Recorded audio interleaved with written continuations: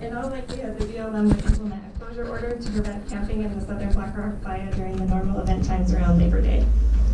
This would be to prevent unnecessary and undue degradation.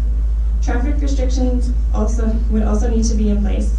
Extra law enforcement officers would be required to implement this, but would rest primarily with the BLM, and Persian County Sheriff's Office would play only a minor role. With time, it is anticipated that the potential for a large-scale unpermitted event would diminish and impacts would reduce for all issues over time. Now that we got through that one, slide back up. Okay. These photos are demonstrating some of the issues and concerns the BLM law enforcement officers, civilian staff, and BRC staff and volunteers have to deal with almost every year of the event.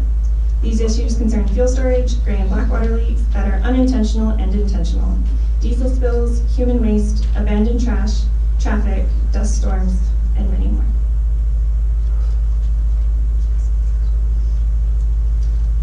So again, we'd like to thank all of you and let you know that the notice of availability went public on March 15, 2019.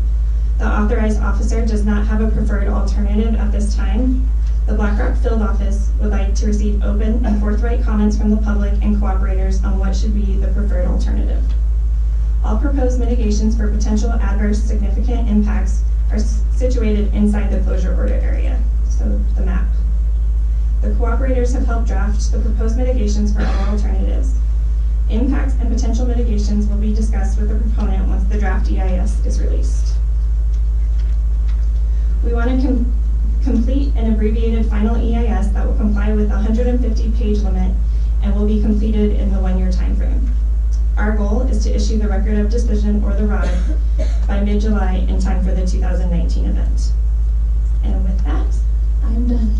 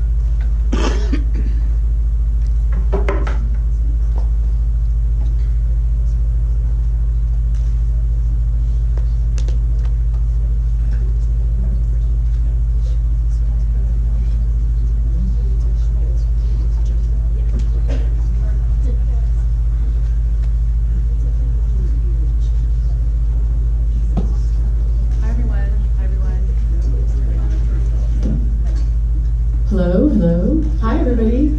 Hey there. Hey, I am Marty Benson with Burning Man. I see a lot of people here. Thank you.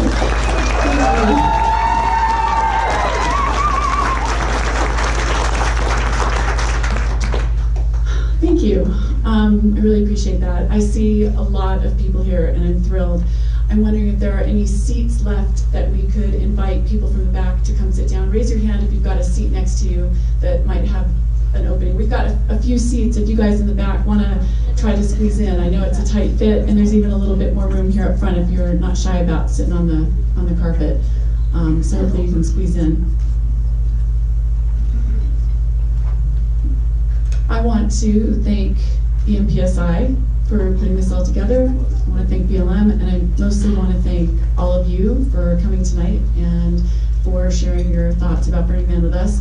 I want to ask some of our key staff in these first two rows to raise your hand. We have our directors and managers of DPW, environmental compliance, emergency services, rangers, airport, operations, law enforcement, Nevada Properties, Burner Express, purchasing, and gate perimeter and exodus, all here with us so that we can answer your questions, and that after the Q&A, which I certainly hope will extend past 30 minutes since this is a public meeting, then you can come visit with us and get your questions answered.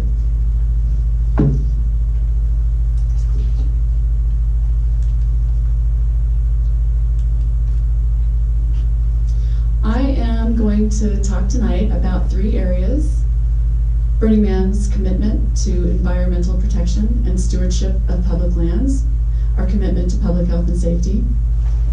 Second, future improvements for us. And third, areas of concern with BLM's proposals. I might do some reading because it's a lot of information and I want to get it right.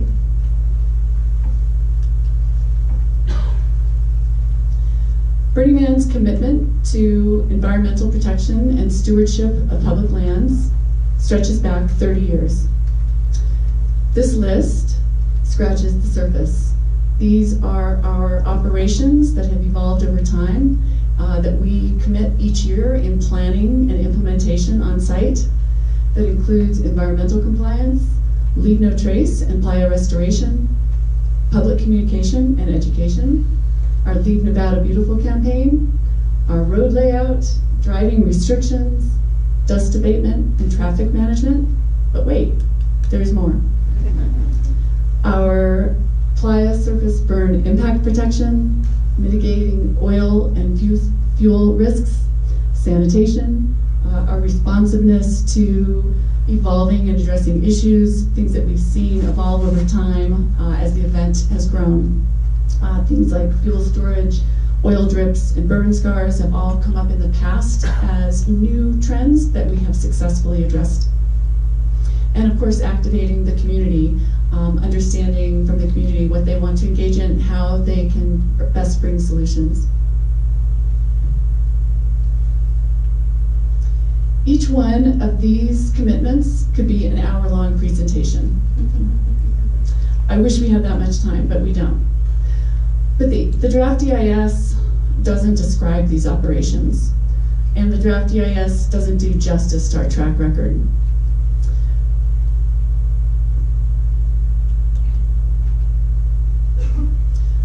Because the draft EIS goes beyond environmental issues into security issues, we want you to know about our commitment to public health and safety, because again, the EIS doesn't provide this information.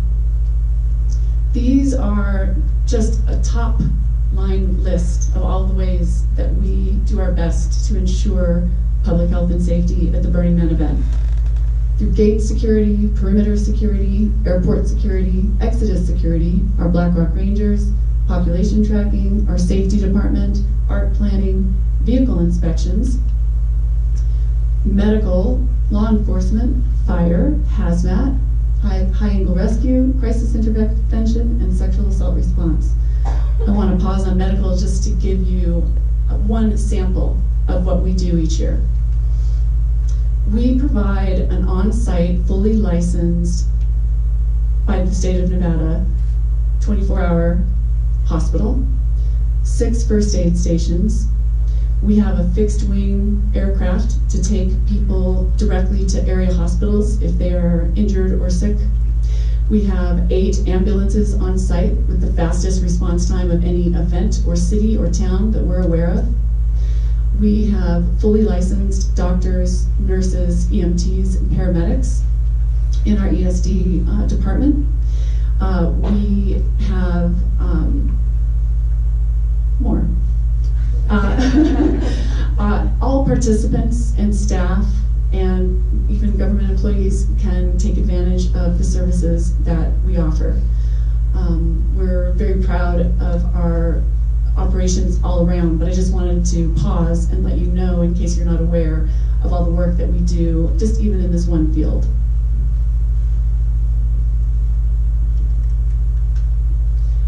I also hope that you'll ask us about these topics during the Q&A.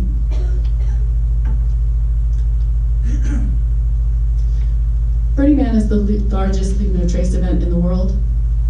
Every year since 1991, that the event has been held on public land. We've passed our BLM inspection, including in 2018.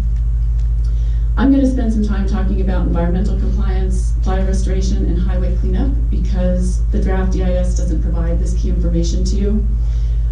Burning Man runs an environmental compliance program headed by a PhD wetland ecologist living in Nevada who is also a fellow at Fly Ranch. Lisa, could you raise your hand?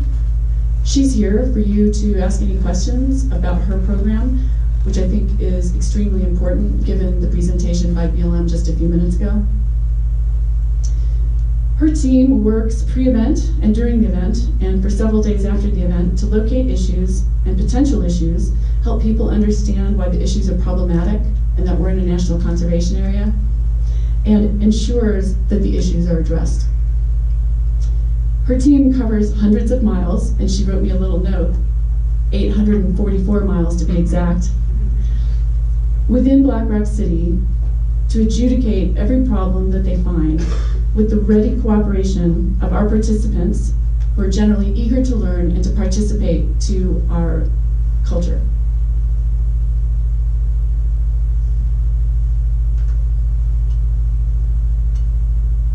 Now I'm going to talk about playa restoration. Dominic Tino, who couldn't be here tonight, runs our playa restoration operation. They walk side by side across the playa surface after everyone else has gone, picking up residual debris and cleaning up any remaining small spills. This team finds different kinds of items, most of it small, like this.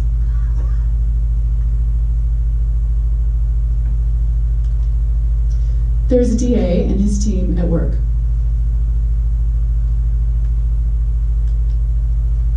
They do this work for about a month, covering the whole city. The team has helped us pass our inspection every year. I want you to understand too that we use technology. Their team documents, photographs, and tracks all of the areas on the playa where they stop and find any residual debris. And all of this information helps them create the very famous moot map. This is a map of Black Rock City indicating trash or debris that is left behind. Green is the best. Red means that they had to stop and address